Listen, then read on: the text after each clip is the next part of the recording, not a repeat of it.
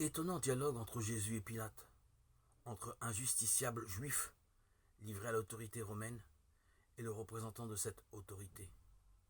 Pilate sait bien qu'il est le roi des Juifs. C'est Hérode qui ne doit sa place qu'au soutien de Romains. Ces questions ne concernent donc que la préservation de l'ordre public. Serviteur d'un pouvoir, il est totalement prisonnier d'intérêts particuliers, comme Hérode et comme les autorités juives. Seul Jésus est libre, libre de rendre témoignage à la vérité.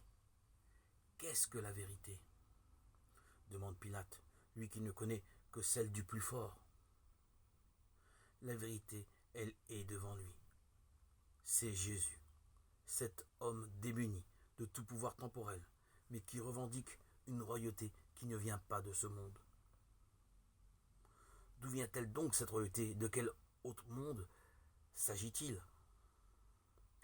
Elle vient d'un monde où celui qui sert est plus grand que celui qui se fait servir, où celui qui veut être le premier doit être le dernier de tous, où le pécheur pardonné est plus sûr de son salut que celui qui se croit juste, où la brebis perdue vaut plus que toutes celles qui s'imaginent en sécurité, où l'enfant prodigue est fêté plus que le faussement fidèle, où les aveugles voient mieux que ceux qui ont le cœur obscurci. Et qui donc apparaît à ce monde-là ?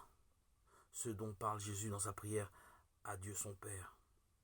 Je leur ai donné ta parole et le monde les a pris en haine, parce qu'ils ne sont pas du monde, comme je ne suis pas du monde.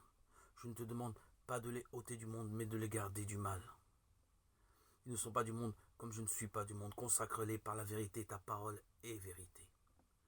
Comme tu m'as envoyé dans le monde, je les envoie dans le monde. Jean 17, 14, 18. Propos de Philippe Desgens. Philippe Desgens.